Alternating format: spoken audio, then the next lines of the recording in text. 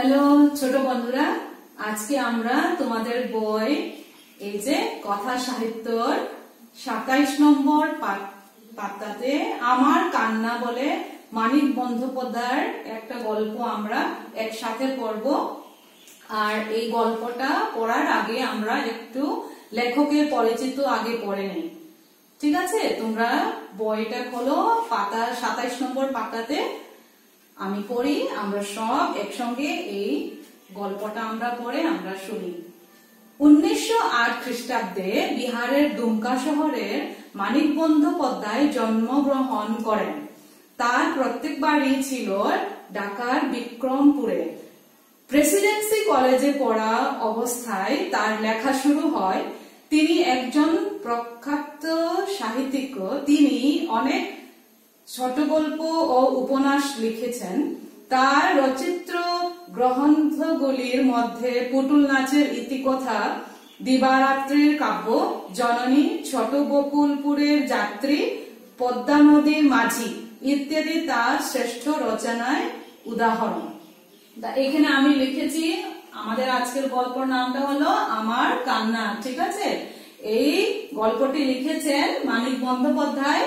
উনার জন্ম হয় ১৯ মে ১৯০৮ ইংরেজিতে দুমকা জায়গাতে। ঠিক আছে, এখন আমরা গল্পটা পড়ি। বয়স তখন ৪ কিংবা ৫ চলছে। কার বয়স ছিল এটা? মানিক বন্দ্যোপাধ্যায়ের বয়স। ঠিক আছে, ছোট ভাইটির বয়স ২.৫ কি ৩। তার একটা ছোট ভাই, তার বয়স ছিল ২.৫ কি ৩। দুমকায় থাকি, বাবা তখন সেখানে চাকরি করতেন। আমার জন্ম দুমকাতে। ছেলেবেলা থেকে আমি একটু অতিমাত্র দুরন্ত।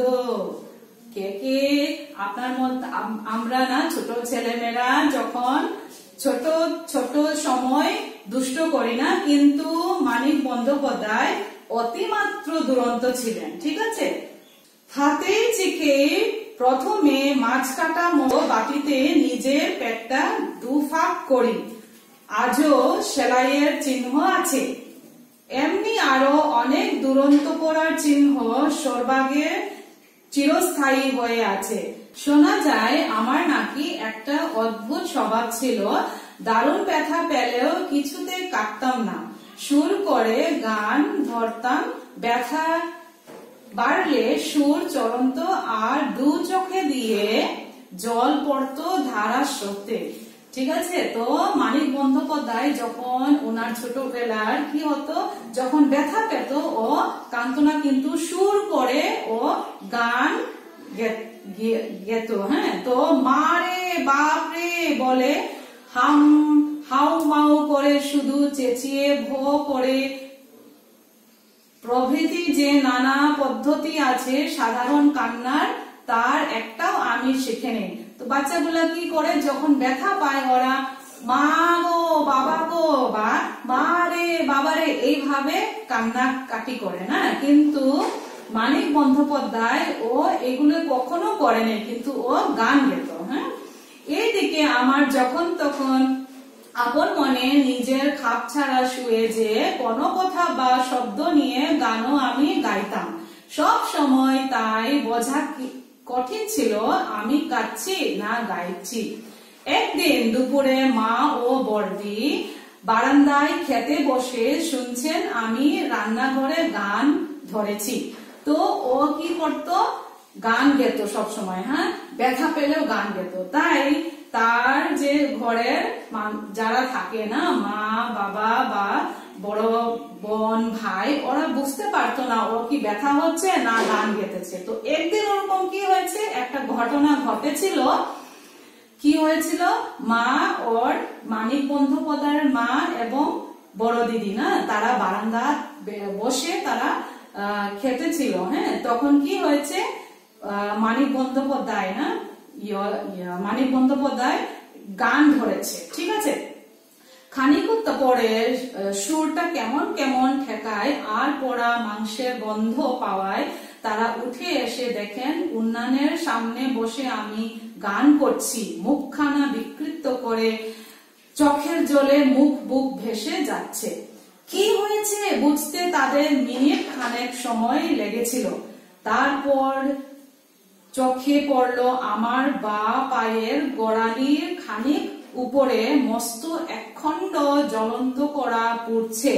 বেশ খানিকটা গর্ত হয়েছে।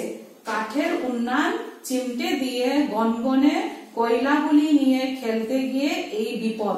তো কি হয়েছে, ওরা এসে দেখলো কিন্তু চট করে বুঝতে পারলো না কি হয়েছে।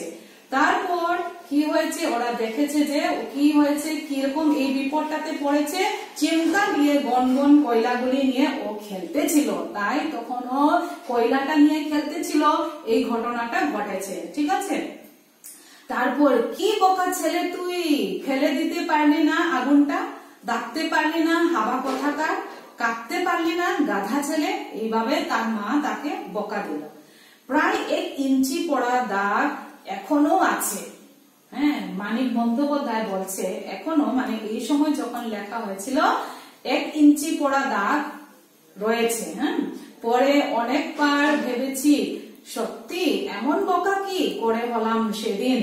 বয়স বাড়লে বুঝেছি ও রকম তীব্র যন্ত্রণা হতে থাকলে সব ছোট ছেলে বোকা হাবা গাধা হয়ে যায় সাময়িক ভাবে।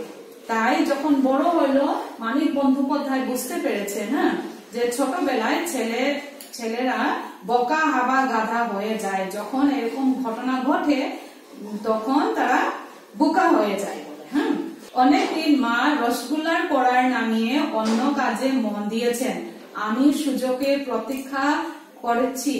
আমার ভাগ্য ভালো যে রান্নাঘরে অন্য কাজে মারও বেশ খানিকটা সময় লেগেছিল, নয়তো রসগোল্লার কড়াই নামিয়ে কোনো কাজে মা বাইরে গেলে হয়তো সারা জীবন আমাকে হাত পোড়া আর মুখ পোড়া হয়ে থাকতে হতো।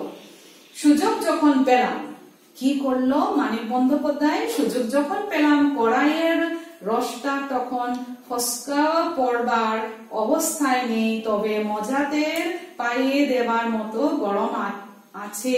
খাপলা দিয়ে কতগুলি রসগোল্লা তুলে মুখে পড়ে দিয়ে সেটা টের পেলাম। কি করলো, সুযোগ পেটে রসগোল্লাটি সেই মানে সেটা টের পেল। হ্যাঁ, তারপরে সেই মুহূর্তে মা আর মেজদা ঘরে ঢুকলেন। মা উঠলেন চেঁচিয়ে, মেজদা 3 লাফে এগিয়ে এসে কড়াইয়ের আঙ্গুল ডুবিয়ে দেখে নিলেন রসটা গরম কত। তারপর বললেন, ঠিক সাজা হয়েছে রাক্ষসের, আর খাবি বলে মেজদা ওকে বকা দিল। না, কাকে আমরা রাক্ষস বলি, যারা খুব খেতে খুঁজে না তাদেরকে আমরা রাক্ষস বলে আমরা বকা দেই না, তো মেজদা ওকে ওরকম বকা দিল। হ্যাঁ, কি ঠিক কিরকম বকা দিল, আর খাবি বলে। হ্যাঁ, যন্ত্রণায় কান্না আসছিল আমার কচি চামড়া। মেজদার বোধ হয় সেটা হিসাব করেনি যে তার গরম বোধের চেয়ে আমার গরম বোধ কত বেশি, তা হলে হতো মায়া হতো। ইথান বয় এসে হাজির না হলে মুখের রসগোল্লা ফেলে আমি নিশ্চয় একটু কাঁদতাম, কিন্তু আর তো রসগোল্লা ফেলাও যায় না, কাঁদাও যায় না, এমন একটা পরিস্থিতি। ও সেখানে রসগোল্লাটি মুখ থেকে ফেলাও যায় না আর কাঁদতেও পারছিল না। হ্যাঁ, তৎক্ষণে দিদিরাও এসে পড়েছে। মেজদার কথা শুনে ওদের মুখে কটুকের হাসি। চিরিয়ে চিরিয়ে রসগোল্লা গিলে ফেললাম, আর খাবি। সকলের মুখে ধীরে ধীরে চোখ বুলিয়ে নিলাম। হ্যাঁ, কি করেছে, সকলের দিকে মুখটা কি করছে, ও ধীরে ধীরে চোখ বুলিয়ে দেখলো। হ্যাঁ, কড়াই থেকে আরো কয়েকটা আগের বারের চেয়ে সংখ্যা কম মুখে পড়লাম। হাত মুখ আগে জ্বলছিল, এবার জান পুড়ে গেল। হ্যাঁ, এবার কি ওকে ওর হাতটা পুড়ে গেল, কিন্তু এবার এত গরম মনে হচ্ছে যে জানটাও পুড়ে গেল, এই অবস্থা। হ্যাঁ, কাটলাম না, রসগোল্লার চিবোতে লাগলাম, কিন্তু ডুমটায় আতকে রইল আর চোখে জল এসে গেল। হ্যাঁ, ওর চোখে এখন জলটা ঝড় ঝড় ঝড় ঝড় এসে গেল। হ্যাঁ, মা এতক্ষণ কেমন দ্বিধাগ্রস্ত ভাব নিয়ে আমার দেখেছিলেন, এইবার এসে আমার কোলে তুলে নিলেন। মেজদাকে ভর্ৎসনা করে বললেন, তুই কি রে সন্তোষ, বলে মা মেজদাকে বকা দিল। হ্যাঁ, মেজদাই আমার হাতে আর মুখে গাওয়া ঘি মাখিয়ে দিয়েছিলেন। তো মেজদাও কি করেছে, ঘি এনে ওর মানে মানিক বন্দ্যোপাধ্যায়, হ্যাঁ, তার মুখে গায়ে, হ্যাঁ, ঘিটা মাখিয়ে দিল। হ্যাঁ, বলেছিলেন, এটা কোন দেশের ছেলে, আমি ভাবলাম বেশি গরম লাগলে কাটবে, কাটছে না দেখি। হ্যাঁ, ওর মানে অভাব হয়ে গেল না, তার মেজদা অভাব হয়ে গেল, এত গরম না, আর বলল এইরকম অবস্থায় এই ছেলেটা, ওর মনে, হ্যাঁ, এইরকম অবস্থায় এত জ্বলার পরেও এই ছেলেটা কাটছে না, তাই তার মেজদা বকা দিলেন। হ্যাঁ, এটা কোন দেশের ছেলে, আমি ভাবলাম বেশি গরম লাগলে কাটবে, কিন্তু কাটছে না দেখে, বলে। হ্যাঁ, তো আজকের জন্য আমরা গল্পটা এখানে শেষ করি, আমরা পরবর্তী ক্লাসে আমরা বাকি গল্পটা শুনবো। ঠিক আছে, তোমরা ঘরে বসে বসে এই পুরা গল্পটা পড়ে নেবে। ঠিক আছে, stay home, stay safe. Stay home, stay safe, do it for yourselves, do it for your family, do it for India. Let's break the chain of COVID-19. Hum hum ye kamyab. Jai Hind.